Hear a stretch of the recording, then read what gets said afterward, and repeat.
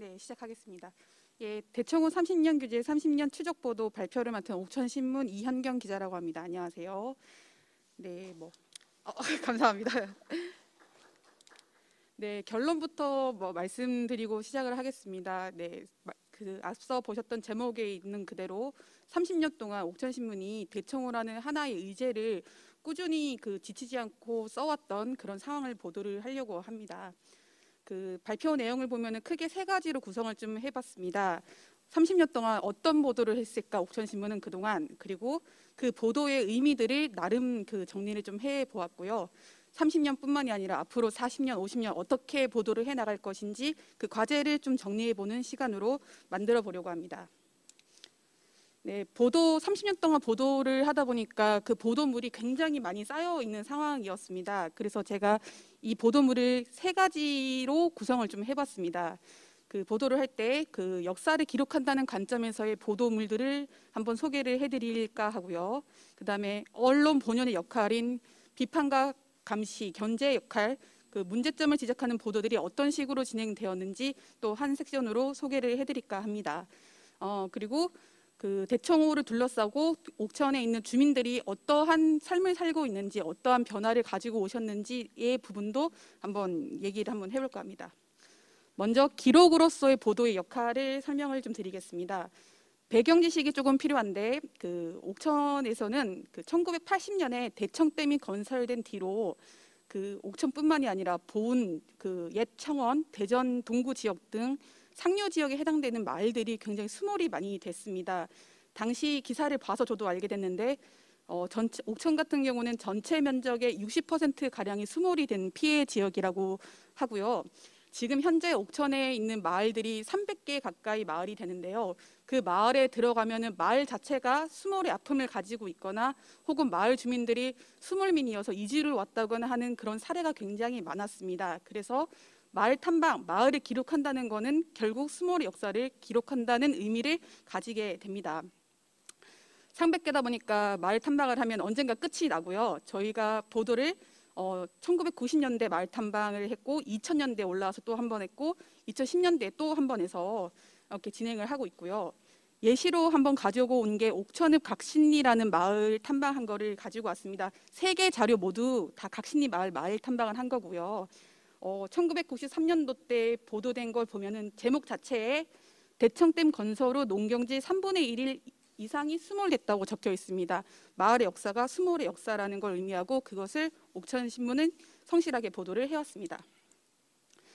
기자들이 마을로 들어가서 마을을 기록하는 활동뿐만이 아니라 옥천에 계신 향토학자 정수병 선생님과 옥천의 주민들, 출향인들, 지역의 청소년들이랑 같이 금강 물줄기 하나하나 여울길이라고 이름을 붙였는데요. 여울길을 같이 걷고 그 안에서 있는 생태적 관점, 마을의 관점, 마을의 역사 같이 이야기해보는 시간도 마련을 했었고요. 이것도 옥천신문은 기자들이 다 한 명씩 배치가 돼서 기록을 했었습니다.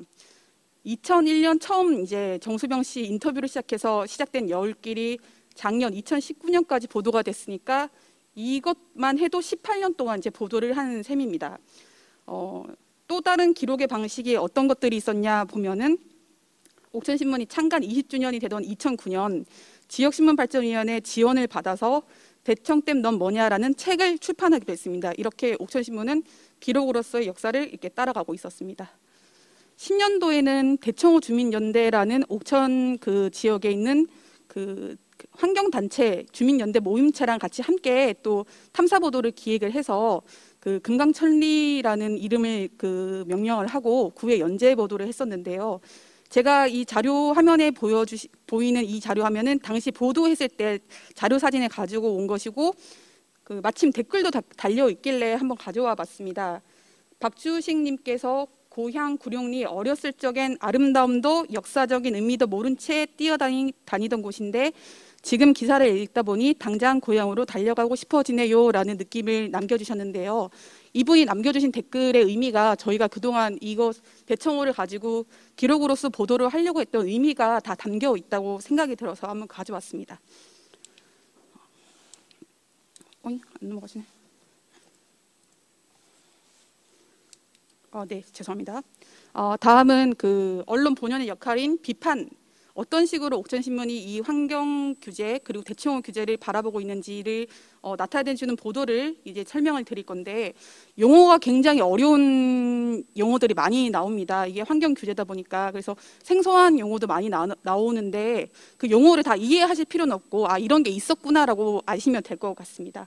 먼저 그 치수장이나 치수원이 있는 곳은 그 주변의 물줄기는 모두 상수원 보호구역으로 묶입니다. 그 지정이 되는데 이건 옥천만 그런 건 아니고요. 수도법에 따라서 치수장 근처에 있는 모든 물줄기는 상수원 보호구역으로 묶이고 있습니다. 근데 옥천은 특이하게 이 상수원 보호구역만 있는 것이 아니라 1990년도에 환경부 수질보전 특별대책지역 고시로 이중 규제에 묶이게 됩니다. 특별대책지역이라고 해서 1권역, 2권역 이렇게 표시를 해서 이렇게 마을이 나눠져 있는데, 어떤 마을은 1권역, 어떤 마을은 2권역으로 나눠져 있는데 그 기준이 무엇이냐 물었을 때 환경부가 지금도 답변을 못 해주고 있습니다. 과학적 근거가 남아있지 않습니다. 분명히 문제겠죠.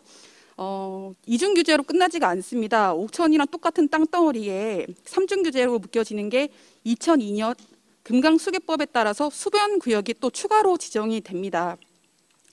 그 옥천 주민은 다들 말씀하시는 게 수변구역 83.7% 모르는 주민 거의 없으시거든요. 거의 다 규제 지역에 묶여 있어서 이게 어떤 문제가 되냐면, 이제 3중 규제로 묶여 있다 보니까 음식점이라든지 숙박시설, 뭐 공장이라든지 축사, 주민들이 경제 활동을 할 수 있는 거에 대해서 입지 규제가 굉장히 많다 보니까 지역에서 먹고 사는 문제가 해결이 되지 않아서 지역을 떠나는 문제가 발생을 합니다. 그렇다 보니까 옥천구는 그 지역 소멸 그 지자체 이름을 아주 예전부터 올려놓은 상황이고요. 옥천신문은 이런 상황들을 비판하면서 문제점을 지적을 해왔습니다. 환경 규제만 있는 것은 아니고요. 규제 지역으로 묶어둔 대신에 정부 환경부에서는 상류 지역 주민들에게 그 주민 지원 사업이라는 명목으로 그 일정 정도의 보상금을 지원을 해주고 있습니다. 근데 여기도 문제가 많습니다. 주민들이 바라보시는 주민 지원 사업은 고쳐야 할 게 많은 비합리적인 부분이 굉장히 있었습니다. 일례로 하나만 좀 소개를 드리면은, 주민 지원 사업비라는 돈을 분배하는 기준에 그 기준 중 하나로 2002년, 2003년 그 제도가 만들어질 당시에 살던 사람을 기준으로 돈을 배분하고 있었는데, 그 분들이 지금 자연 감소 돌아가시거나 혹은 앞서 말씀드린 것처럼 경제 활동이 어려워서 도시로 나간다거나 했을 경우에는 이제 그 지원이 끊기게 되는 것이죠. 마을을 좀 지켜보겠다고 기촌을 하시거나 다시 고향으로 돌아오시는 자녀분들은 이게 받을 수가 없습니다. 굉장히 비합리적이라고 지적이 되는 부분 중에 하나인데, 이런 부분들을 옥천신문은 지적을 해왔습니다. 문제 보도로. 한 지역이 3중 규제를 받을 동안 주민들의 목소리를 담긴 구조가 없었었고요. 심지어 그 규제 지역 주민들에게 보상 차원에서 주는 이 제도 역시 주민들이 이 돈을 어떻게 쓰고 싶다고 말을 할 수 있는 구조가 전혀 없었습니다. 저희는 옥천신문은 이거를 하천 민주주의가 보이지 않는 그 상황이라고 비판을 해왔었고요. 밑에 보시는 것처럼 뭐 군단위 수계관리위원회, 금강수계 수질보전정책협의회, 금강상하류 유역협의회 등 이런 하천 민주주의를 실현할 수 있는 기구를 만들어야 된다는 보도를 해왔습니다. 문제점으로 하나 더 이렇게 저희가 주목했던 부분은 환경부가 하고 있는 토지 매수 사업입니다. 이게 어떤 의미가 있냐면, 환경부가 그 물을 깨끗하게 한다는 방법으로 상류 지역에 있는 땅을 사서 아무런 개발 행위를 할 수 없게 그 만드는 사업 취지를 가지고 있는데, 옥천군에는 작년 기준으로 환경부가 가지고 있는 땅이 321만 8천 제곱미터를 이게 넘어가고 있습니다. 옥천 지역 주민들은 우스갯소리로 그 환경부가 옥천군의 최대 지주라는 말도 하고 계실 정도인데요. 여기도 이제 문제점이, 이 제도 자체가 전체가 잘못됐다는 개념은 아니고요. 문제점이 좀 많은데, 그 지금 밑에 그림으로 보시는 것처럼 멀쩡한 집을 그 토지 매수 사업으로 환경부가 땅을 사서 그 집을 부순 다음에 아무것도 개발 행위를 하지 못하게 만들어 놓는다든지, 이게 댐 홍수터라고 해서 그 댐 수위가 올라가면 물이 잠기는 지역이지만 농민들이 밀농사를 짓고 있었는데 밀을 수확도 하기 전에 그 밀밭을 밀어버리고 그 토지를 관리한다는 명목으로 또 나무를 심는다든지 하는 되게 아이러니한 상황들을 많이 보여줬었고요. 이런 지점들을 옥천신문에 놓치지 않고 비판을 해왔습니다. 변화도 있었습니다. 이 변화는 옥천신문이 보도를 해서 나타난 변화라기보다는 이런 30년 환경규제에 맞춰서 지역 주민들이 어떻게 이 정책을 활용하고 이 정책을 어떻게 바꿔내야 되겠다라고 했던 움직임, 그런 보도였고요. 대청호 주민연대, 앞서 말씀드렸던 그 상류 지역의 옥천 지역에 있는 그 환경 단체가 있는데, 이 단체를 중심으로 해서 그 재작년에는 금강수계 토지 매수 민간 TF 팀이라든지 주민지원 사업 개선 민간 TF 팀 이런 것들이 운영이 됐었고요. 옥천신문은 그 현장을 놓치지 않고 모두 보도를 해왔습니다. 이것도 주민들이 만들어내신 변화의 모습입니다. 주민지원 사업에 문제가 있어도 그 옥천군 주민들은 이 돈을 제대로 써보겠다고 이렇게 노력을 해오셨고요. 지금 주민자치회가 되게 전국적으로 유행처럼 번지고 있는데, 주민자치회보다 한 10년 정도 앞선 그 옥천에는 주민 조직이 있었는데, 그게 이 PPT에서 보시는 안남면 지역발전위원회라는 자치기구입니다. 지역 주민들이 그 주민지원 사업비가 나오는 돈을 좀 전체 주민을 위해서 써보자, 주민 자치용으로 써보자라는 움직임이 있었고, 배바오 작은 도서관을 만든다든지 마을 순환버스를 만든다든지 주민 전체가 활용할 복지회관을 짓는다든지 하는 방식으로 주민들이 쓰셨고요. 옥천신문이 따라가면서 또 성실하게 보도를 해왔습니다. 물을 깨끗하게 해야 된다는 그런 그 기치를 내걸고 상류 지역 옥천에 계신 농민들은 친환경 농업을 일찍이부터 해야 된다는 그런 마음을 가지고 계셨고요.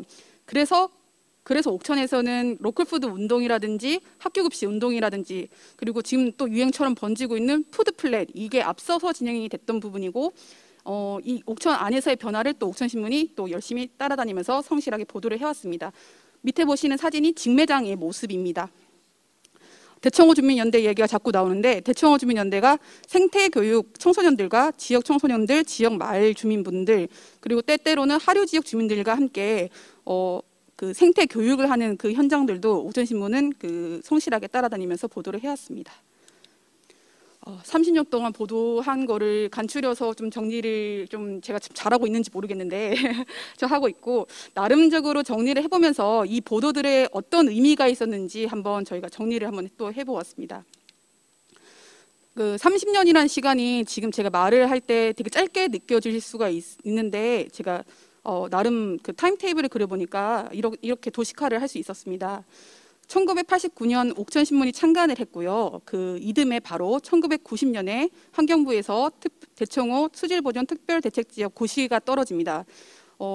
첫 보도를 찾아보니까 1990년 6월 16일 지역개발 목조이는 대청댐 주민 원성 갈수록 커져라는 보도가 됐습니다. 옥천신문이 1989년 9월 30일에 창간을 했기 때문에 몇 개월 안 걸려서 첫 보도가 나간 것이고요.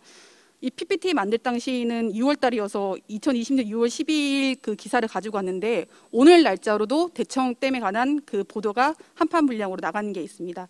30년이라는 시간이 짧게 느껴지시면 짧다고 하실 수 있는데, 저희는 이게 쉬운 일이 아니라고 한번 생각을 하고 의미를 한번 부여를 한번 해보았습니다. 위에 보시는 게 15년치, 밑에 보시는 게 15년치 간략하게 가져온 것이고요. 그리고 지역 신문이었기 때문에 가능했던 보도들이 있었다고 저희는 의미를 좀 두고 싶은데요. 중앙 언론에서도 대청호가 간간히 다뤄지긴 다뤄집니다. 근데 그 쉽게 찾아볼 수 있는 의제가 중앙 언론에서 다루는 거는 녹조, 쓰레기 혹은 홍수나 가뭄이 터질 때 대청호가 많이 언급이 되는데, 제가 앞서 얘기했던 뭐 주민지원 사업비의 문제라든지 토지 매수 사업의 문제라든지 주민들의 목소리, 이런 것들이 중앙 언론에서는 쉬이 다뤄지지 않고 있습니다. 이 역시 지역 신문이기 때문에 가능했다고 저는 보고 있습니다. 솔루션 저널리즘의 역할도 옥천신문이 많이 해왔었는데요. 이 말이 자차 유행하기 전부터 저희는 대안을 제시하는 보도를 해야 된다는 그 기치를 내걸고 보도를 하고 있습니다.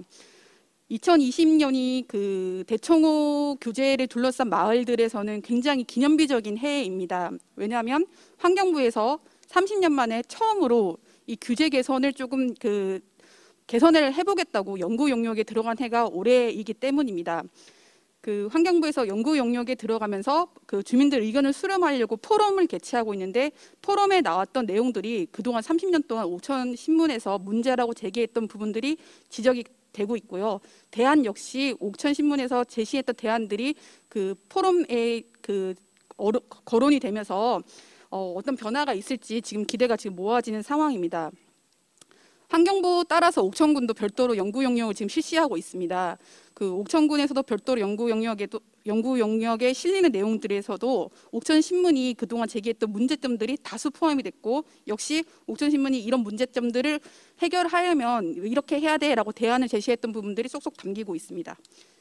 그 대표적인 예시가 그 솔루션 저널리즘의 대표적인 예시가 지금 그 활동을 하고 있는 옥천군 대청호 정책협의회라고 할 수가 있는데요.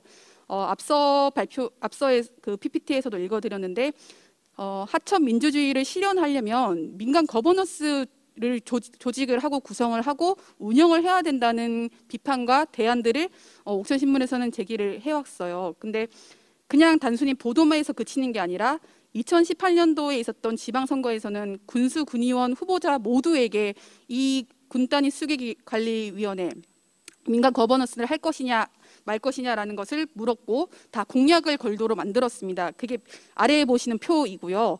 올해 있었던 총선에서는 국회의원 후보자들에게 그 금강수계 수질 보전 정책 협의회라는 민간 거버넌스를 만들 것이냐 말 것이냐를 물었고 이 또한 공약으로 받아놨습니다.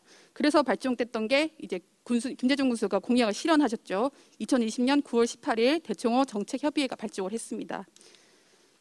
한참 그 뜨거운 이슈의 중심인데 저희 지역구 의원이 박덕흠 의원이신데 박덕흠 의원도 공약을 하셨고요. 국회에서는 처음으로 이 환경부 규제 개선에 맞춰서 토론회를 실시를 하셨습니다. 보도의 한 갈래로 제가 기록에 관련된 부분도 언급을 드렸었습니다. 옥천신문이 열심히 기록을 하고 있지만은 지자체가 좀 나서서 이 기록물 관리를 좀 해야 된다라는 비판적인 보도도 옥천신문이 했었는데요. 그 진안 역사 박물관에서는 역시 진안 지역도 수몰 지역이 많습니다. 박물관에서 수몰된 마을들을 잘 그 기록을 하고 있고 발굴을 하고 있고 이런 부분까지 대안을 제시해서 우리도 진안처럼 해야 된다 이렇게 보도를 했었는데 마침 이제 옥천군에서 작년도부터 수몰 마을 민간 기록물 수집을 시작을 했고요. 한참 지금은 박물관을 만들겠다고 해서 타당성 연구 용역 중에 있는데 기본 계획안에 보면 상설 전시관에 그 수몰의 역사를 담는 그런 전시관이 들어갈 예정이 있습니다. 정리를 좀 다시 해보자면 그 30년 동안 추적 보도한 결과 환경부와나 옥천군에서 그 정리를 하고 있는 규제 개선의 해결점들이 속속들이 옥천신문에서 기보도했던 부분들이 담기고 있다 이런 말씀을 드릴 수 있고 지방선거 공약 보도를 잘 활용해서 공약을 실천을 해서 이제는 옥천군 대청호 정책협의회라는 이런 변화도 만들어냈다라는 말씀을 드리고 정리를 하고 넘어가겠습니다. 마지막 부분은 과제인데 과제는 좀 그냥 그동안 30년 동안 꾸준히 보도해 왔고 앞으로 그 40년, 50년 끊이지 않고 이 이슈를 가지고 가겠다라는 다짐의 그냥 시간이고요. 지금 그 환경부가 30년 만에 규제 개선의 이름을 꺼내자마자 그 지역의 개발업자들 그들은 유람선 띄워서 이제 돈 벌려고 이제 이렇게 시도하는 경우가 이제 좀 많이 나타나고 있는데 옥천신문은 그 하류 지역, 상류 지역 그 주민들을 생태 공동체로 보고 공생할 수 있는 부분으로 규제 개선이 돼야 된다는 기치를 걸고 앞으로도 40년, 50년 끊이지 않고 보도를 해 가도록 하겠습니다. 예, 이상입니다. 감사합니다.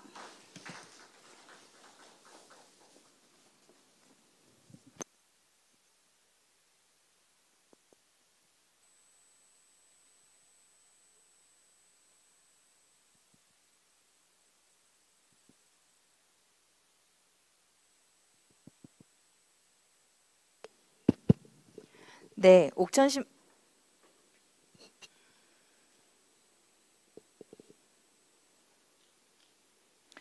옥천신문의 이영경 기자님께서 대청호 30년 규제, 30년 추적 보도에 대해서 발제를 해주셨습니다. 30년 결코 짧게 안 느껴집니다. 엄청난 시간이고요.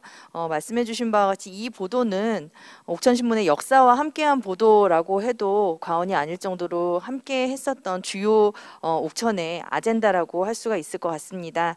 그런 부분들을 끊임없이 계속 이렇게 추적해 주시고 끊임없이 이렇게 보도를 해주신 노고에 다시 한번 박수를 드리는 바이고요. 이런 것들을 통해서 지금 현 저널리즘 회복의 해결책 중 하나로 거론되고 있는 솔루션 저널리즘을 적용을 해서 이렇게 보도를 이어나가신 점도 굉장히 어마어마한 성과라고 생각이 듭니다. 그래서 앞으로 더 이어 나가신다고 하시니 좀 더 이 부분에 대해서 우리 옥천 그 지역민들과 함께 해서 좀 더 나은 지역의 삶이 될 수 있도록 옥천 신부께서 더 노력해 주실 것을 부탁드리면서 첫 번째 발제를 마치고요.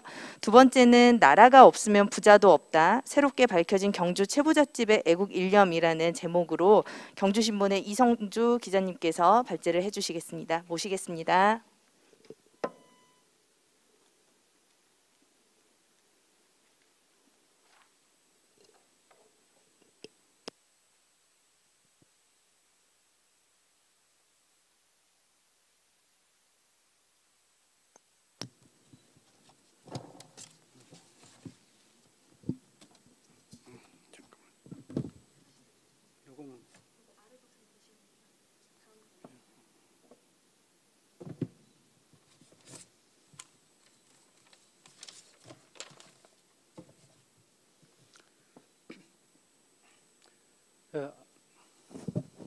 안녕하십니까.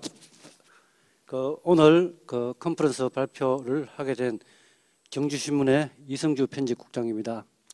오늘 주제는 나라가 없으면 부자도 없다. 새롭게 밝혀진 경주 최부잣집의 애국 일념에 대해 말씀드리도록 하겠습니다. 우리는 역사 속에서 많은 것을 배우고 확인할 수 있습니다. 그리고 그들이 남긴 유무형 자산은 후손들에게 많은 교훈으로 다가오고 있습니다.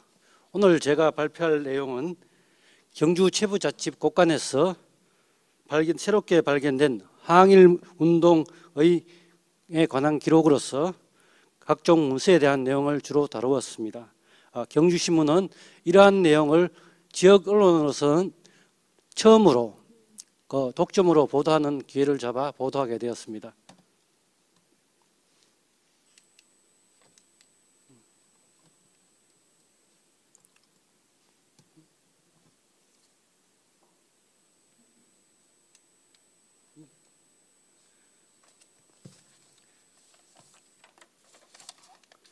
오늘 발표에 앞서 먼저 지역신문이 지역사회에 어떤 역할을 해야 하는지 먼저 살펴보고 경주신문의 독점으로 보도한 나라가 없으면 부자도 없다의 취재 배경과 지면 구성, 보도 성과, 그리고 미래 세대 유산을 위한 과제에 대해서 순서대로 말씀드리겠습니다.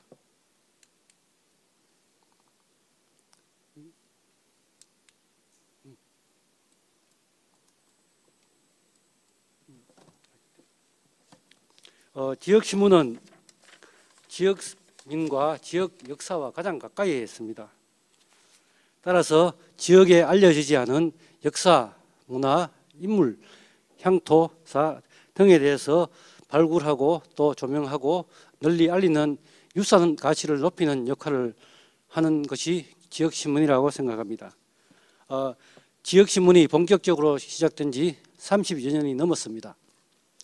그러나 지역신문이 위기를 맞고 있습니다. 저는 언론 환경이 바뀌어도 지역신문은 변해서는 안 된다고 생각합니다. 그리고 결코 또 바뀌어서도 안 된다고 생각합니다. 이번 지역신문 컨퍼런스의 주제가 지역신문, 지역의 명품이다입니다. 이번 보도는 지역신문이 목표로 하는 풀뿌리 민주주의 정착과 지방자치 시대 소중한 문화유산 발굴이라는 역할에 조금이나마 기여했다고 생각합니다. 올해 경주신문은 31주년을 맞습니다. 그리고 그동안 지역문화유산 발굴을 위해 많은 역할을 해왔습니다. 그동안 경주신문이 지역문화유산 발굴을 한 것 중에 일부입니다. 철거로 경주의 근현대사가 사라진 경주 좁생 지구에 대해 조명을 한 바 있고요. 그리고 동해남부선 이설에 따라 사라지게 된 간이역에 대한 역사를 시리즈로 한 적도 있습니다. 그리고 경주에 남아있는 근대 건축물을 찾아서를 시리즈로 하고 있습니다. 이러한 내용을 경주신문에 있는 저희 선혜경 문화전문기자가 주도를 해서 진행을 하였습니다. 취재 배경은 취재 배경에 들어가기 전에 먼저 경주 최부자집에 대해서 말씀을 드리겠습니다. 경주 최부자집은 경주 최씨 17대 최진립에서 28대 최중까지 여기까지 12대에 걸친 만석군 집안입니다. 투철한 도덕의식과 솔선수범으로 공공정신을 실현한 명가로서 경주뿐만 아니라 전국에서도 널리 알려져 있습니다. 부자는 길어도 3대를 가지 못한다고 했습니다. 최부자집이 오랜 기간 부를 누릴 수 있었던 것은 노블레스 오블리제를 실천하면서 서로 상생하는 최부자집의 나눔 정신이 있었기 때문에 가능했다고 생각을 합니다. 지난 2018년 8월에 경주 최부자집 곳간에서는 그동안 알려지지 않았던 국채보상운동, 독립운동, 사회교류, 당시 주요 사건 등을 알 수 있는 각종 문서 수만 건이 문지 속에 있는 것이 발견되었습니다. 역사학계는 새롭게 발견된 문서들이 조선시대와 근대사회를 연구하는 데 소중한 자료로 손색이 없다고 평가하고 있습니다.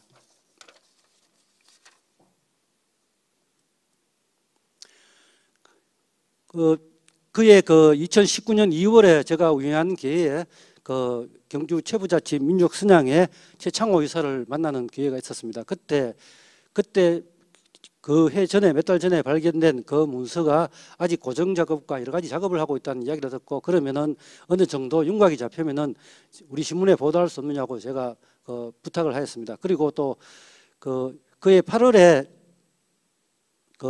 만나서 6월에 다시 만나서 이야기를 했었고, 그리고 어느 정도 그 중에서 가장 소중하게 생각하고 있었던 국채보상 관련과 독립운동 관련 자료를 가지고 보도를 하자고 잠정적으로 이야기가 됐습니다. 그리고 본지 선혜경 문화전문기자가 취재 보도를 맡아 취재를 시작하였습니다.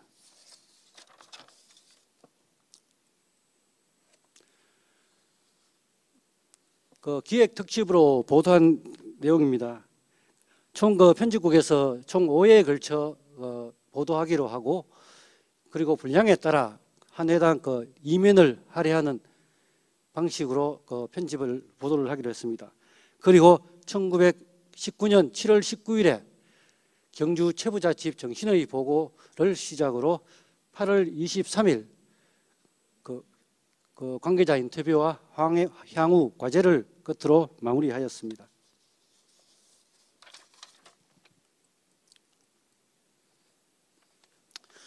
첫 번째 보도입니다. 경주 최부자집 정신의 보고편에는 문서 발견 경위와 경주 지역 국채보상운동 참여자, 백산무역을 살린 근거, 경주 최부자집의 정신이 배어있는 육군 실천 증명 근거 등 발견된 자료 내용을 전반적으로 보도하였습니다. 사진에 보이시는 좌측 사진은 1922년 백산무역회사가 전 재산을 담보로 조선식식은행에 36만 원을 대출받는다는 계약서입니다. 그리고 중간에 있는 사진은 해방 직전까지 경주 최부자집과 교류하거나 다녀간 인사들의 관찰과 문서들인데 4천여 통에 달하고 있습니다.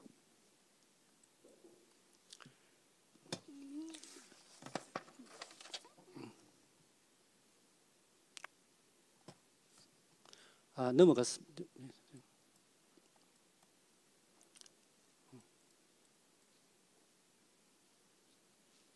뒤로 물러가는 뒤로 뒤로. 이게 뒤로 넘어가는 거 이게 앞으로. 죄송합니다.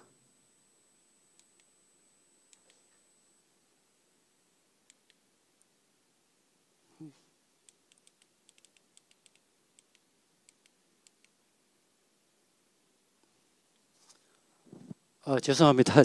조작이 좀 서툴러서. 예, 그 보도 첫 번째 보도 지면입니다. 지면에는 최씨 집안의 막강한 거류 인맥을 알 수 있는 1910년대 전후의 그 4천여 통의 편지와 비롯한 만석군 집안의 규율기, 국채보상 광고 문안 등을 함께 게재하였습니다.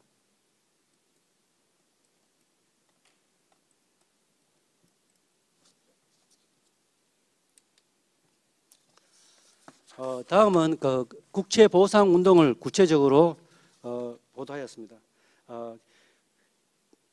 당시 국채보상 운동에는 경주 지역 66개 문중과 함께 10개 지역에서 5,086명의 민초들이 참여했다는 사실이 기록으로 나타나 있습니다. 의연금을 특히 중요한 것은 의연금을 낸 민초들의 성명과 지역, 금액까지 상세하게 보도되어 있습니다. 기록되어 있습니다.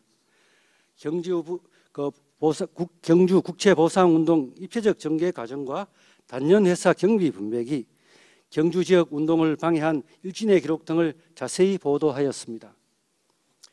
위에 있는 사진은 1907년 정월에 김시권 등이 국채보상운동에 관한 내용을 경주 지역에 알린 광고 문안입니다.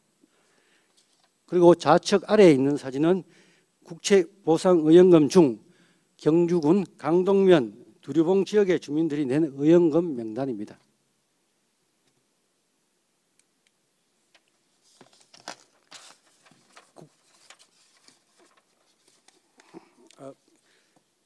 사진에 보이는 좌측에 보이는 사진은 제11대 채부자 최현식입니다.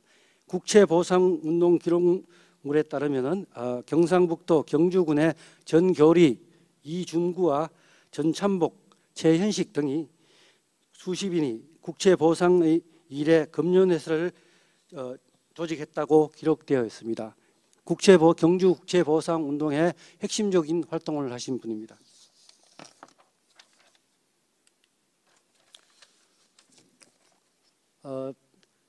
세 번째는 경주 채부잣집의 12대에 걸쳐 과거 시fun을 바탕으로 유견과 유군을 실현한 기록을 게재했으며 채부잣집이 서민을 배려하고 상상했던 부의 나눔의 정신을 조명할 수 있었습니다.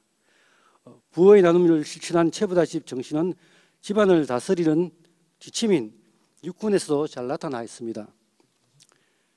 우측 상단 사진은 교촌 농부계와 식상기, 추수기로 만석 이상의 재산은 사회에 하라는 채부잣집의 만석 재산의 추수 내역 기록을 적은 내용입니다. 들어온 내역과 나누었던 내역이 상세하게 기록되어 있습니다. 그리고 좌측 아래에 있는 기구 성책 명단은 주변 백리 안에는 굶어 죽는 사람이 없게 하라는 육군의 근거이며, 오른쪽 과도 객기 표지는 과객을 후하게 대접하라는 육군에 해당되는 근거 자료들입니다.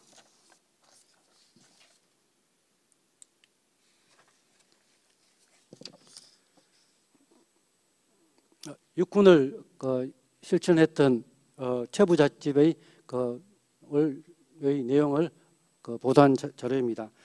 사진 왼쪽에 있는 사진은 경주 교동 채부잣집 안채이며 현재 국가민속문화재 제27호로 지정되어 있습니다. 현재 경주 채부잣집에는 많게는 하루 1,500에서 2,000여 명의 방문을 하고 있습니다.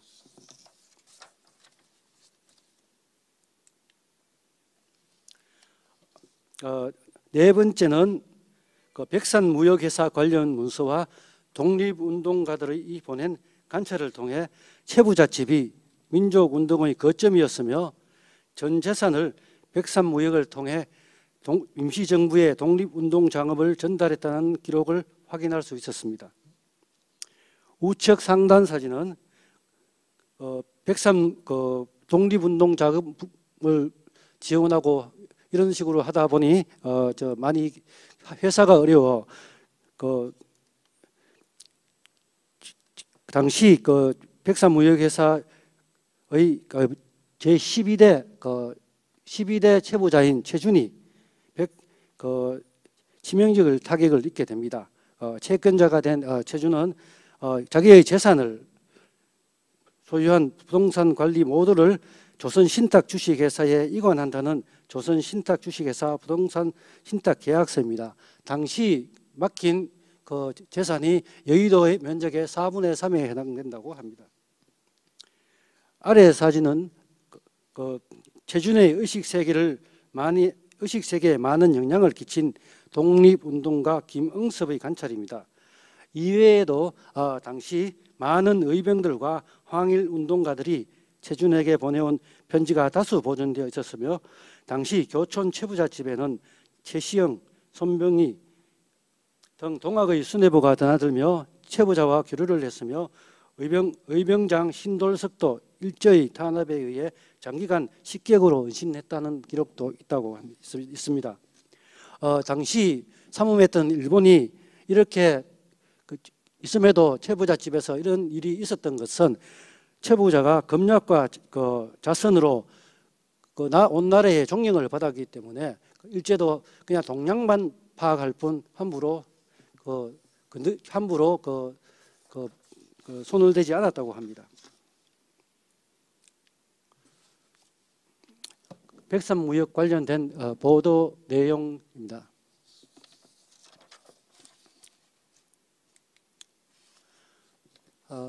다음은 마지막으로 문서 관련 문서를 발견한 관계자와 인터뷰와 향후 과제입니다. 문서 발견은 경주 최부자 민족순양의 최창호 이사가 했습니다. 그리고 인터뷰에서 발견된 소중한 유물에 대한 관리 활용에 대해 아쉬움이 많았습니다. 현재 경주 최부잣집에서 사비를 들여 문서를 번역하고 해독하는데 예산을 많이 사용하고 있다고 합니다. 특히 여기 실린 사진들이 신문이 많은데요. 사실 저도 많이 놀랐습니다. 이 신문들이 경주 최부잣집에서 나온 신문입니다. 특히 아래에 보이는 지역 신문 중에서는 제가 최초로 알고 있는데 경남일보의 경우에는 창간호가 지금 최부잣집에 창간호가 전국에서 2부가 있다고 들었는데 그 한 부가 경남에 있고 한 부는 지금 최부잣집에 보관이 되어 있다고 합니다. 인터뷰 내용을 정리한 편집면입니다. 지면입니다.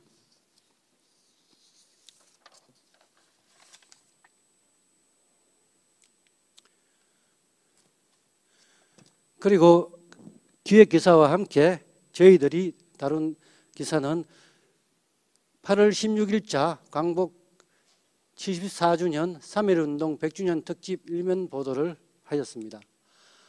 그리고 마지막으로 취재를 담당했던 선혜경 문화전문기자가 최부자 문서의 발견은 경주의 쾌거라는 취재 수첩을 통해 의미와 과제를 짚었습니다.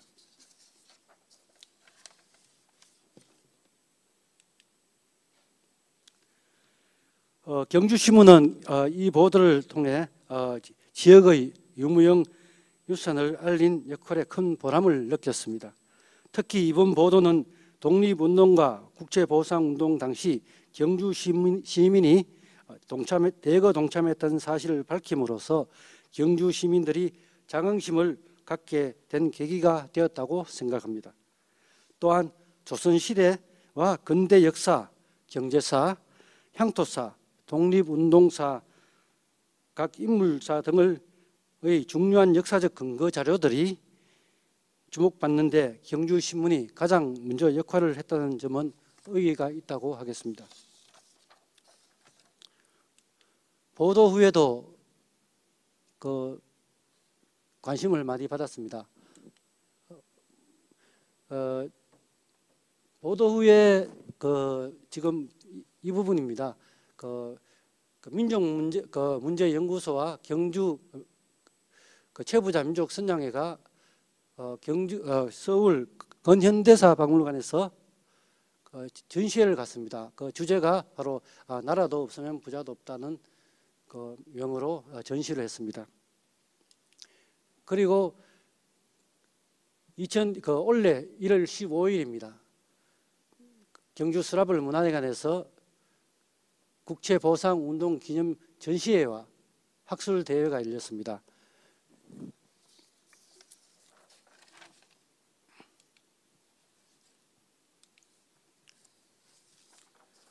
다음은 경주신문 보도 이후에 많은 언론에서 보도된 그 내용을 몇 가지만 정리해 적었습니다.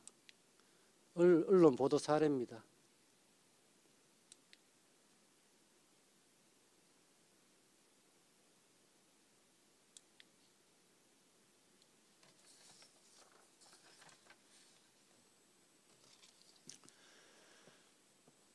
제가 한 6가지를 적었는데요. 사실 아직 갈 길이 먼 것 같습니다.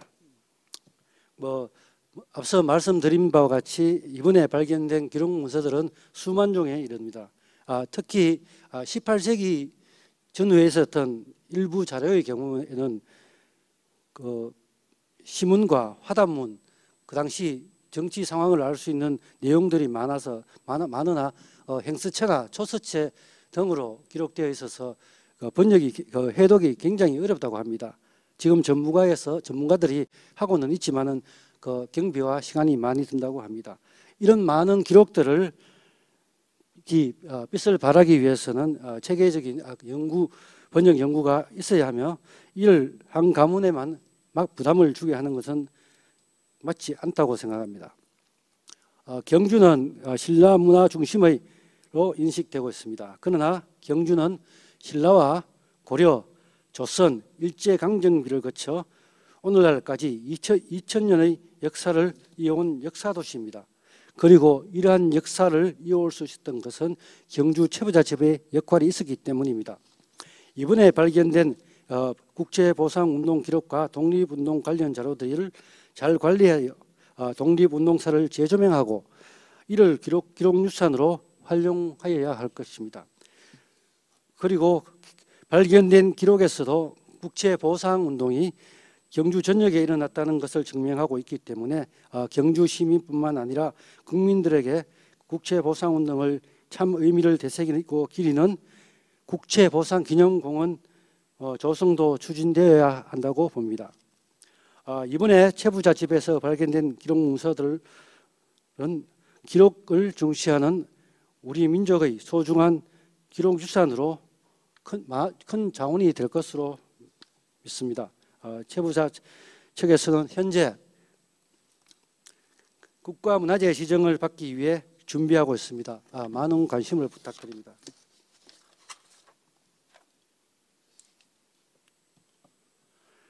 한 시대를 알 수 있는 것은 기록입니다. 특히 나라가 위기에 처했을 때 격동의 시기에 벌어진 사건에 대한 상세한 기록은 우리 후손들에게 그 시대를 이야기하는 한편 그 내용에 따라 숭고한 선조들의 삶과 정신을 새기게 하는 중요한 근거가 됩니다. 경주 최부자집은 12대 만석군이었지만 가운에 따라 재산을 백성들에게 나누어졌으며 벼슬도 진사 이상을 지내지 않는 나눔 정신으로 도덕의식을 실천해온 명가입니다. 경주신문이 1919년 3.1운동, 독립운동 100주년을 맞아 보도한 나라가 없으면 부자도 없다. 새롭게 밝혀진 경주 최부자집의 애국 일련 보도는 그동안 경주 사회에 관심이 적었던 경주의 독립운동사를 최부자집에서 발견된 문서를 통해 조명함으로써 경주 시민의 자긍심을 높이는 계기가 되었다고 생각합니다. 부를 축적한 부자는 많습니다. 그러나 부의 나눔을 실천한 부자는 많지 않습니다. 300여 년 동안 경주 최부자집이 실천으로 보여준 예민 구국 정신은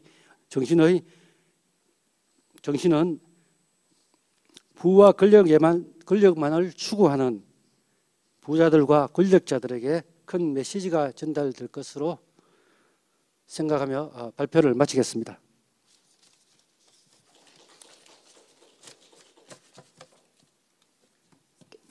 아유, 작동이 좀 틀려가지고.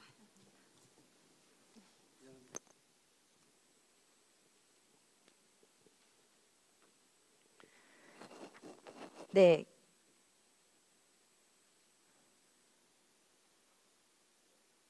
네, 경주신문의 이성주 국장님께서 나라가 없으면 부자도 없다. 새롭게 밝혀진 경주 최부잣집의 애국 일념이라는 주제로 발제를 해주셨습니다. 마지막에 마무리하면서 해주셨던 말이 굉장히 저에게 큰 메시지를 던지는 것 같습니다. 저도 마찬가지로 지역의 역사를 바로 알아야 우리의 지금 지역의 현재 그리고 미래까지 함께 이끌어 나갈 수 있고 발전될 수 있다라는 것을 본 발제를 통해서 저도 느낄 수 있는 바였었습니다. 그리고 이 부분에 대해서 이 주제에 관해서 우리 경주신문에 계시는 기자님들뿐만 아니라 선혜경 문화전문기자 이 전문가께서 또 이제 함께 보도를 해주셔가지고 굉장히 퀄리티 높은 보도가 있었음을 알 수가 있었습니다. 뭐 계속 보셨겠지만은 보도 자체가 신문 지면에 한 면 이상 한 면을 꽉 채웠고요. 그 이상 두 면도 꽉꽉 채우는 굉장히 심도 깊은 기획 보도로 이어졌던 점을 봤었을 때 굉장히 높은 성과가 있었음을 알 수가 있었고요. 앞으로도 이러한 지역 아젠다 그리고 또 특히나 지역의 역사와 관련된 부분들에 대한 끊임없는 보도 활동 이어나가길 기대해 보겠습니다. 자, 마지막으로 세 번째 발제입니다. 영남일보 13년간의 심층 보도, 대구공항 K2 공군기지 문제 제기와 해법 제시 라는 주제로 영남일보의 이모 기자님께서 발제를 해주시겠습니다. 자리로 모시겠습니다.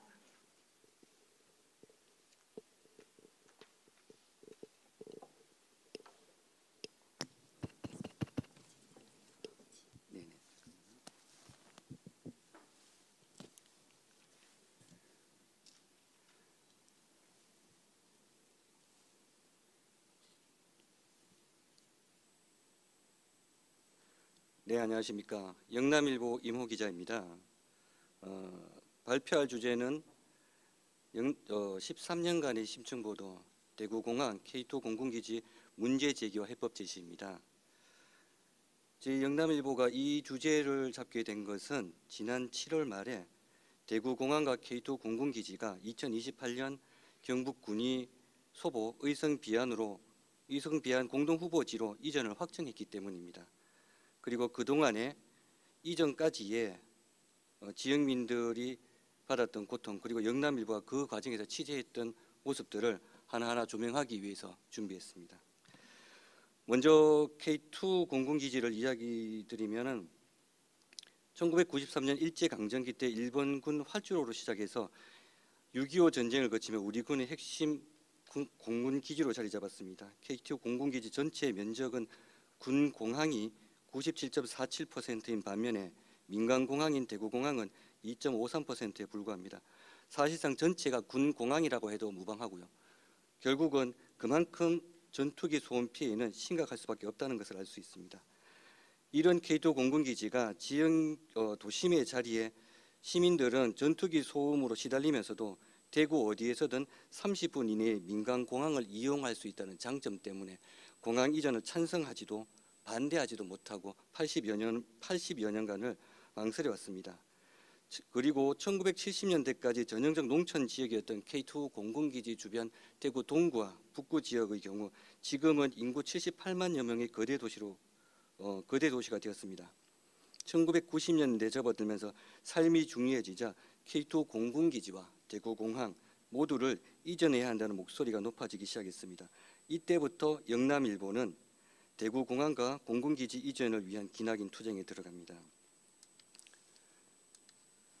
자, 영남일보의 대구공항과 K2 공군기지 이전 심층 보도는 어느 날 갑자기 시작된 것이 아닙니다. 대구시 동구, 북구 등 K2 공군기지 인근 주민들의 고통에 함께 아파하고 분노하면서 이들의 목소리를 있는 그대로 지역사회에 전달하기 시작하면서부터입니다. 처음에는 소음에 시달리는 지역민의 고통에 초점을 맞췄고 왜 이런 고통을 받아야 하며 삶의 질에 어떤 악영향을 미치는지 의료, 항공, 도시계획 등 각 분야별 전문가들을 통해 단편적 보도에 집중했습니다. 하지만 취재를 하면 할수록 근본적 문제 해결은 공항 이전이라는 사실을 확신하게 되었습니다. 엄격히 따지면 영남일보의 본격적인 K2 공군기지 이전 문제는 지금으로부터 21년 전인 1999년 3월 18일로 거슬러 올라갑니다. 당시 영남일보에서 대구공항과 K2 공군기지를 담당하고 있던 홍창진 선배가 대구공항 주변 소음, 고통, 신경쇠약, 난청, 가축 쇼크사라는 충격적 심층 보도를 지면에 보도하게 됩니다.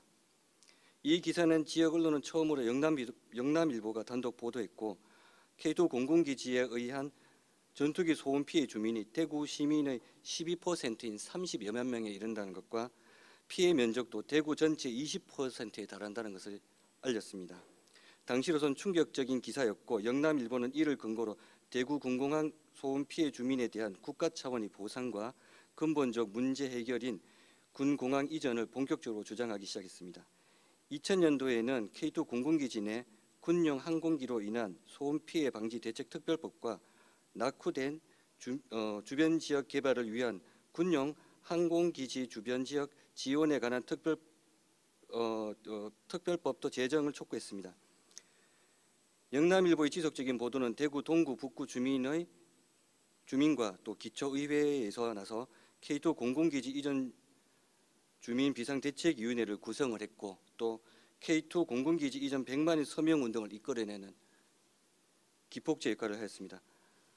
하지만 이 당시만 해도 국익과 안보란 대의 명분에 가려서 영남일보의 K2 공군기지 이전 문제는 기사는 힘을 받지 못했습니다. 그리고 시간이 흘러서 제17대 대통령 선거를 앞둔 2007년이 되었습니다. 영남일보는 다시 한번 대구 경북의 수건 사업인 K2 공군기지 이전을 현실화하기 위해 대장정에 나섭니다. 당시 대구시청 출입기자였던 김진욱 선배와 사회부 전원은 10개월이 넘는 기간 준비 과정을 거쳐 같은 해 11월 6일 K2 이전 이젠 때가 됐다. 그 첫 번째 기사를 시작으로 모두 8회에 걸쳐 주민 피해, K2 공군기지 이전은 주민, 정부, 지자체 모두에게 도움, K2 이전과 동남권 신공항 등 세밀한 심층 기사를 연재했습니다.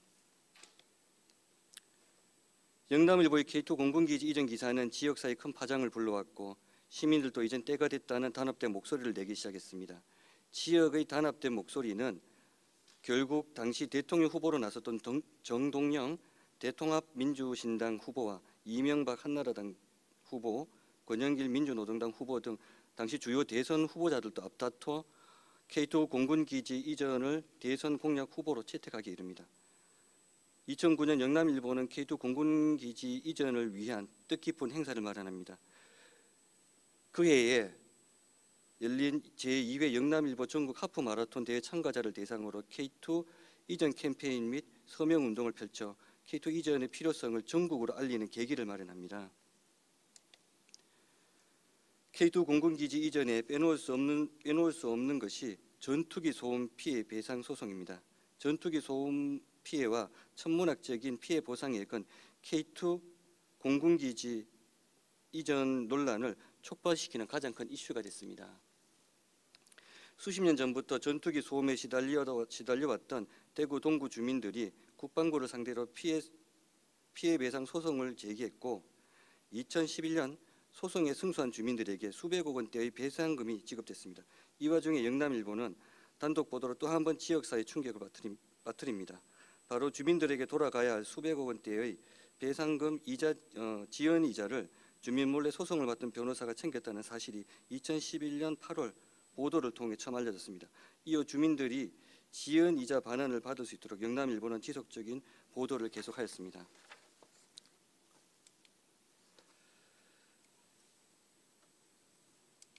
이를 통해 군소음 소송 지연 이자 문제는 대구 지역 최고의 현안으로 떠올랐고 동시에 국방부가 눈덩이처럼 불어나는 피해 배상액을 얼마나 감당할 수 있을지에 대한 회의적인 목소리가 커졌습니다.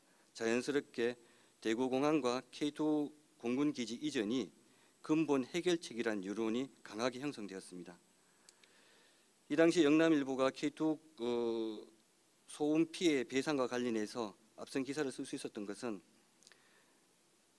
당시 대학에서 법학을 전공했던 노진실 기자가 관련 법조문 하나하나를 찾아가며 그 어떤 기자들도 따라할 수 없는 양질의 기사를 써왔기 때문입니다. 이 부분은 군공항 이전 특별법 관련된 일지고요.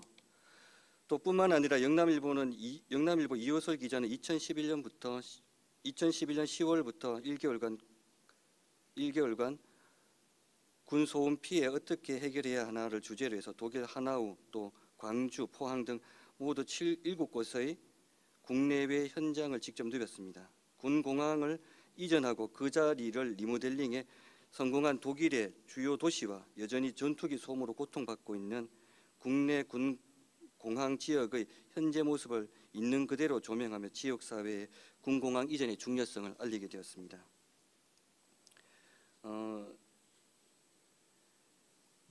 이 기사는 11월부터 총 8차례 심층 보도가 진행이 되었습니다. 영남일보의 지속적인 보도에 2012년 당시 국회 국방위원장이던 유승민 의원은 K2 공군기지 이전의 법적 근거를 담은 군공항 이전 지원 및 지원에 관한 특별법안을 발의했습니다. 특별법안은 18년 국회 종료와 함께 자동 폐기된 법안과 동일한 것으로 유 의원이 발의해 다시 살아나게 된 것입니다.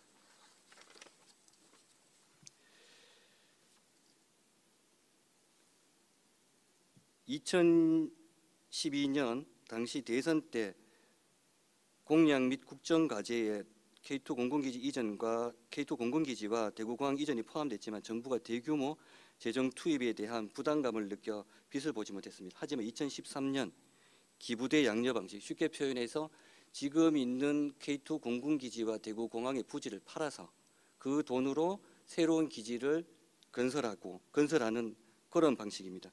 기부대 양려 방식을 통해서 군공항 이전 특별법이 지정돼서 사업 추진에 새로운 전기를 마련하게 됩니다. 이후 각계각층에서는 K2 이전 추진을 위한 토론회와 행사를 개최하며 이전에 대한 절실함을 표출했고, 이때마다 영남일보는 지면을 크게 할애해 자세한 내용을 보도했습니다. 영남일보는 대구공항과 K2 공군기지 이전을 위한 투쟁을 또 계속 이어갑니다. 2016년 영남권 신공항 유치전에 돌입했을 때 대구공항을 밀양으로 이전하고 K2 공군기지는 경북의 다른 지역으로 옮기기로 방향을 잡았습니다. 하지만 용역 결과 김해공항 확장 쪽으로 가닥이 잡히자 계획이 틀어졌습니다. 밀양 신공항 무산 발표 직후부터 영남일보는 박광일 당시 대구 동구청 출입기자와 사회부 전원이 함께 대구 경북 신공항의 미래, 절박해진 대구 경북 하늘길 등의 기획 기사를 쏟아냅니다. 이는 K2 공군기지 이전의 당위성을 다시 한번 강조하는 기회가 됐고, 대구시와 지역 정치권도 이에 호응해 정부의 강력한 압박에 나서게 되는 것입니다. 그 결과 박근혜 정부는 K2 대구공항 통합 이전을 발표했고, 이후에도 영남일보는 대구공항과 K2 공군기지 이전을 위한 취재를 계속 이어가며 전국적 관심을 끌어왔습니다.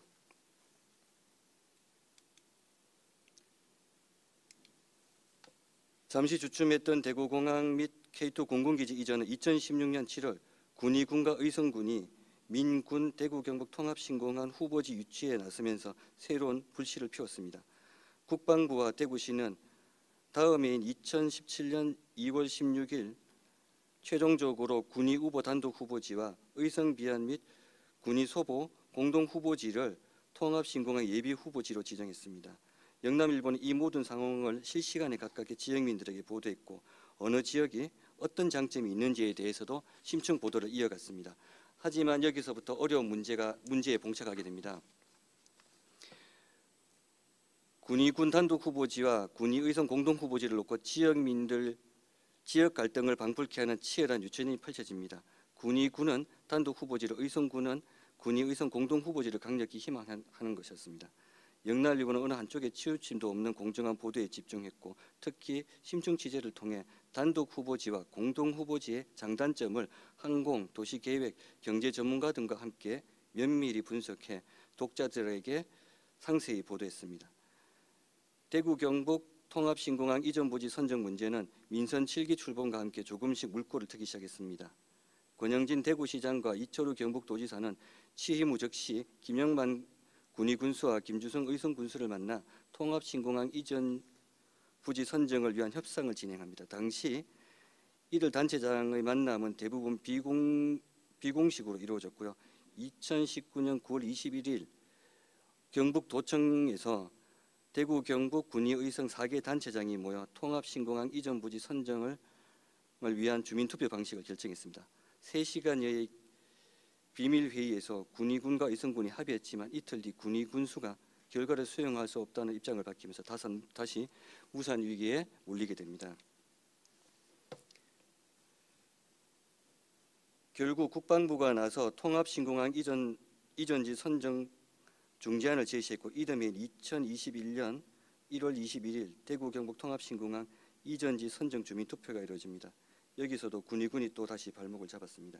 주민투표에서 군의의성 공동후보지가 가장 높은 득표율을 보였지만은 군의군이 유치신청서 제출을 거부한 것입니다. 축제 분위기가 한순간에 대혼돈 상황으로 빠졌을 때도 영남일보는 어김없이 군의군 의성 담당인 마창훈 부장과 20년차 안동 담당인 피지원 기자 또 4년차인 양성진 기자가 팀을 이뤄 21일 투표가 시작된 21일 오전부터 개표 다음 날인 새벽 2시까지 현장에 남아 최종 투표율과 투표 결과에 대한 불복 기자회견을 하는 김영환 군수를 취재했습니다. 이후 코로나로 인해 우리의 기억 속에 잠시 잊혀졌던 대구 경북 통합신공항 이전 후보지 신청은 지난 7월 말 급박하게 진행됩니다. 국방부가 7월 30일까지 군의군이 공동 후보지에 대한 유치 신청서를 제출하지 않을 경우 모든 것을 처음부터 다시 시작하겠다고 최후 통첩을 한 것입니다. 이것은 결국 대구공항과 K2 공군기지 이전이 무산된다는 뜻과 같았습니다. 다급해진 권영진 시장과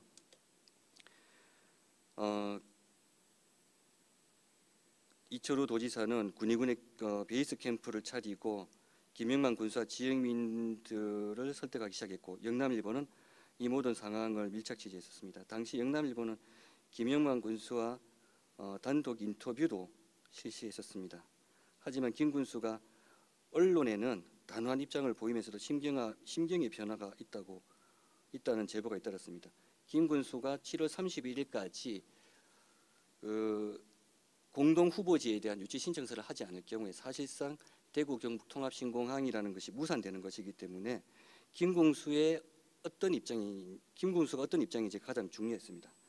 이 때문에 이제 저 같은 경우에는 김 군수를 직접 만나서 많은 설득도 하고 김 군수를 만나서 상황이 어떻게 되는지 면밀히 따져보기도 했었습니다. 상황이 이렇게 김 군수의 강경한 입장이 계속되자 대구 경북 지역 상당수 언론들은 통합신공항 무산이라는 기사를 쏟아냈습니다. 심지어 이 당시에 영천과 성주, 고령 등 제3 후보지를 차지해야 한다는 출구 전략한 기사도 쏟아져 나왔었습니다. 저는 최종 기한을 6일 앞둔 7월 26일 김 군수를 직접 만났습니다. 만나서 2시간가량 여러 가지 이야기를 나누면서 김 군수가 결국에는 공동 후보지 유치 신청서를 제출할 것이라는 확신이 생겼습니다. 그리고 다음 날부터 김 군수를 이제 지속적으로 계속 체크를 했었고요. 또 저와 대구시청 출입 기자인 최수경 차장이 같이 권영진 시장하고 이철우 도지사와도 면밀한 상황 체크를 했었습니다. 당시 대부분의 언론들은 통합신공항 무산을 기정사실화하는 기사를 쏟아내고 있었습니다. 하지만 영남일보는 7월 27일 군의군수 국방부 장관 면담 극적 타결, 28일 군의군수 친인척 설득 작업 나선다, 29일 대구 경북 새백년 첩발 떼자 30일 마지막 희망의 끝을 놓지 않는다 등 군의군의 유치 신청 가능성을 내다보는 기사를 일면에 게재했습니다. 그리고 7월 30일 김영만 군수는 결국 공동 후보지 유치 신청서를 국방부에 제출하겠다는 기자회견을 가졌고 31일 영남일보는 일면 탑 기사로 통합 신공항 대구 경북 민이 해냈다 이런 기사를 썼습니다. 사실은 오늘 이 발표가 저희에게는 또 영남일보에게는 뜻깊은 순간인 것 같습니다. 정확히 2007년 11월 6일 지금은 영남일보 부국장으로 재직하고 계신 김진욱 선배가 정확히 13년 전 K2 이젠 때가 됐다며 심층보도의 첫 기사를 냈던 날이기 때문입니다. 영남일보 구성원 그 누구도 13년 전 오늘 이런 날이 올 것이라고는 생각을 못했을 것입니다. 하지만 대구 경북 시도민들은 그 어려운 일을 해냈고 영남일보는 치열한 투쟁의 중심에서 있었다는 사실에 자부심을 가지고 있습니다. 영남일보는 대구 경북 통합 신공항 개항이 예정된 2028년 그리고 시간이 흘러 대구 경북을 넘어 글로벌 공항이 될 때까지 끊임없는 팩트 체크를 통해 문제 제기와 해법 제시라는 본연의 의무를 게을리하지 않을 것입니다. 긴 시간 발표로 들어주셔서 감사합니다.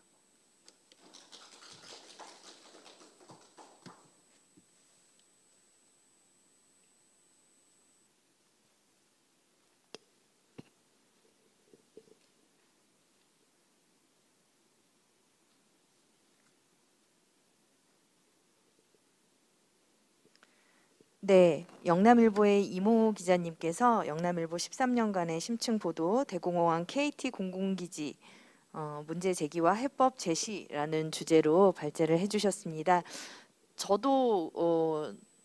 저는 이렇게 수원 출신입니다. 수원 출신이고 수원 역시도 수원 공군 비행장 소음 이슈가 굉장히 계속 끊임없이 거론이 되고 있고요. 전혀 동떨어진 주제가 아니었기 때문에 굉장히 관심 있게 지켜보았고 즐겁게 발제를 들었습니다. 앞서서 우리 옥천신문뿐만이 아니라 영남일보에서도 13년간 이렇게 긴 그런 취재 보도를 이어오셨고요. 이러한 성과를 마지막에 제시해준 성과까지 보여주셨습니다. 자, 지금까지 일반 세션 5에서 세 분의 발제 내용을 함께 잘 들었고요. 지금부터 우리 그 유튜브 채널을 통해서 나온 댓글이라든지 아니면 질문 사항에 대한 질의응답 시간을 갖도록 하겠습니다. 우리 발제해주신 세 분께서는 이 앞쪽으로 좀 자리를 해주실 것을 부탁드립니다.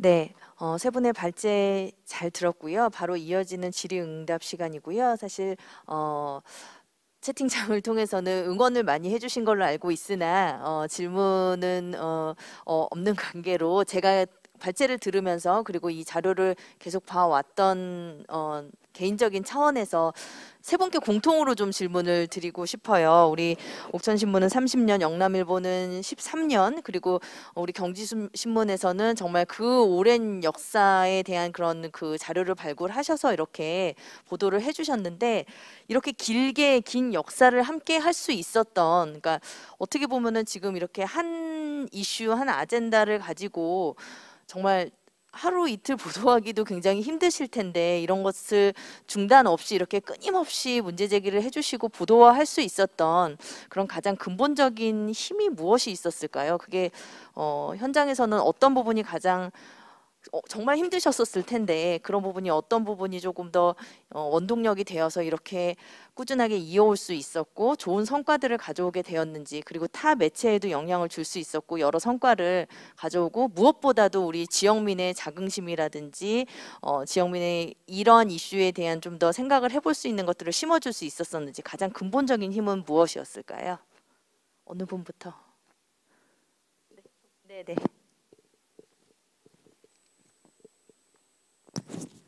네, 안녕하세요. 옥천신문 이현경 기자입니다. 신문사라는 게 지역 신문사라는 건 더 그럴 것 같은데 지역 주민들 없이는 그리고 독자분들 없이는 생존하기가 어렵죠.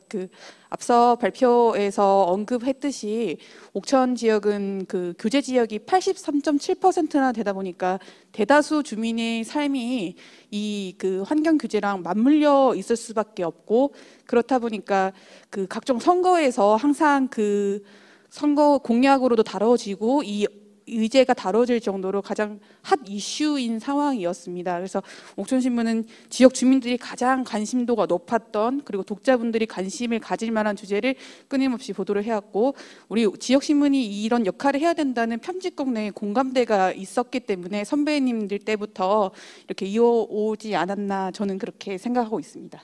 네, 이어서 경주신문에서. 예, 경주신문의 이성주 국장입니다.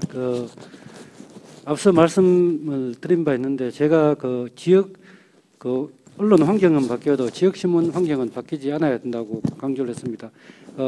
경주신문이 사실 이번에 발표한 내용 외에도 매년 많은 발굴 기사를 쓰고 있습니다. 이번에 기회가 닿아서 이런 좋은 소재를 갖고 발표를 하게 됐지만은 저희 신문사의 어떤 기자들이나 지향하고 있는 목표가 뭐냐면 사실은 철저한 지역주의로 지역 신문은 지역을 먼저 생각해야 된다.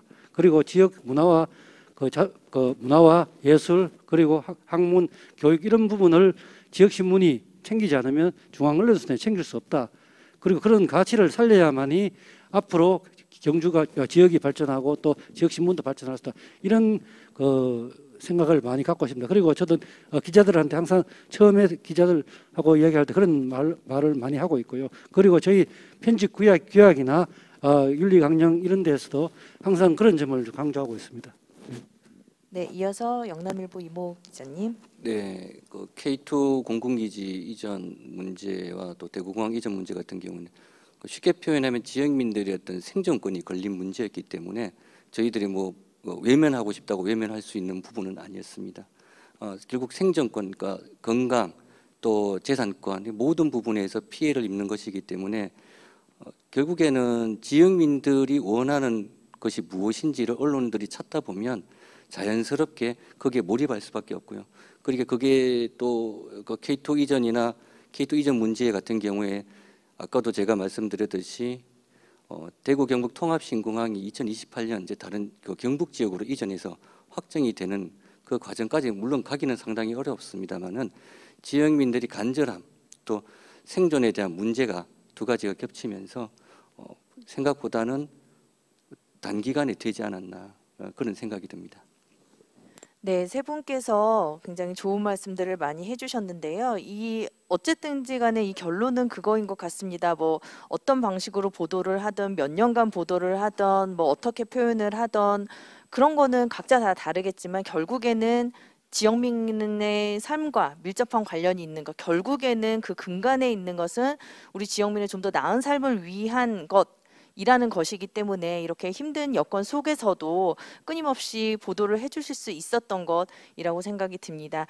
이런 부분이 좀 더 계속 같이 이 세션을 시청해 주시고 있는 시청자분들께서도 이 말씀을 들으면서 깊은 공감을 해주실 수 있을 거라고 생각이 들고요. 저 역시도 우리 지역 언론 이 하시고 있는 일들에 대한 가장 기본적인 그리고 가장 중요하다고 생각되는 그런 모토를 다시 한번 저도 알 수 있게 되어서 굉장히 감동적이었습니다. 네. 그러면 세션 마지막으로 마치면서 각 발제자분들께서 끝으로 이제 하시고 싶으신 말씀 한마디씩 간단히 해주시고 세션을 마치도록 하겠습니다. 우리 이번엔 거꾸로 이모 기자님부터 해주실까요?